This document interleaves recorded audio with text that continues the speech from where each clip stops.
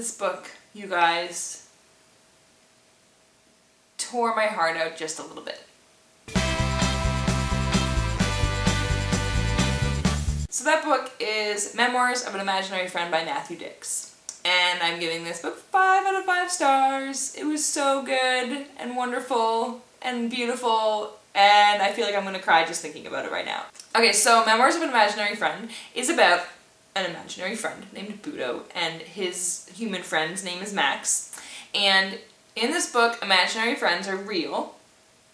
They're like, they exist and have their own thoughts, and they can see other imaginary friends, but they can only interact with their human friend who has imagined them, and they only exist as long as their human friend believes in them or needs them in their life for whatever reason. So as soon as they don't believe in them anymore, or they feel like they don't need them around, they die. So Budo is one of the few imaginary friends who looks like a real person, and he can walk through doors and windows? I think just doors, because that's the way Max imagined him. The story is told in Budo's point of view. He's the one telling the story. And it's told in a little bit of a younger voice because he's the imaginary friend of an 8-year-old. So he knows basically what Max knows because Max is the one who imagined him. But Budo will listen to Max's parents talk and watch TV with Max's parents and go for a walk down to the gas station and listen to other people talk while Max is asleep. So he also knows a little bit more than Max does, because he experiences and learns things that Max isn't there for because he's sleeping.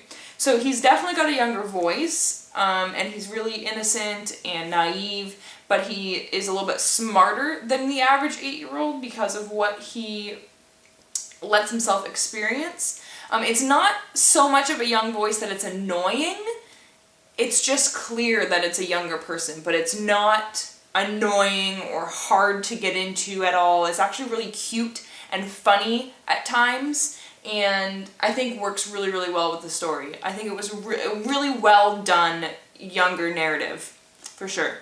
What the actual premise of the story is that something happens to Max. I'm not going to say what it is because I feel like people will yell at me and say it was a spoiler. But it's not a spoiler, I don't think. It doesn't say on the back what happens, but from reading the back, I figured what happened, and then it happened. But whatever, we'll leave it unspoiled. Something happens to Max. No one knows what happened to Max. No one knows what's happening, except for Budo, because he saw it happen. So he's the only one who can save Max, although he can't save Max because he's imaginary, basically. So he can't do anything except for walk through doors. He can't, like, move things, he can't talk to anyone else, and it's really good and intense and suspenseful because he's the only one who knows about Max, and he can't do anything about it. And you're like, oh my god! Oh my god, it was good. It was so good. And he ends up, like, traveling and finding other imaginary friends to try and find out how he can help him and see if the other imaginary friends can help him too. And he tries to do it himself, and then it's just, oh, it's so good.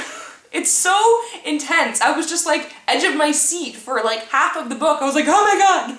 Oh my god, guys! The answer is right here, this imaginary friend. Just believe in him and he will tell you what happened. Yeah, so that was good. That was so well done. And then just all the talk about, like, Budo wants to exist forever. He doesn't want to die, but he also doesn't want Max to have to need him his whole life. And there's just, I can't even get into it, but it's so heartbreaking and touching and, like, wonderful. It kind of, like, gave me the same feeling that I have whenever I watch, like, Christmas movies all about, like, you know, believing in the spirit of Christmas, and Santa is real if you just believe, and the touching ones. I can't think of an example for some reason right now of the touching Christmas movies where you know, where it, like, makes you really remember what it was like to believe in Santa Claus and have that be such a real thing for you, and how magical it was, and how just, you know, that time where everything was innocent and he was real and it was okay, and I don't know, it just had that same type of feeling, because I had imaginary friends when I was little, and maybe if you didn't have an imaginary friend, it won't have the same impact on you, but I definitely did. And it's so, like, oh my god, I can't even, you have to read it and you'll understand what I mean. It was so good. And I think that you need to read it, because I kind of was like broken after I finished this book. I was like, oh my god. And I really just needed time to like sit and process it, because it was just, oh, it was so good and so well done. It was so good! So I'm gonna end this review by telling you about my 2 imaginary friends, and you should leave in the comments who your imaginary friends were. I had 2 imaginary friends when I was little. I don't remember how old I was probably about 6 years old. And they were named Bug J and Tendemens. Bug J because he loved bugs, and Tendemens because he was always 10 years old. I have no idea how that came about. I have no idea when they disappeared, but I remember having them in my life, and they were pretty cool. Because they were always 10 and liked bugs, and that is a cool thing to have, an imaginary friend, if you ask me.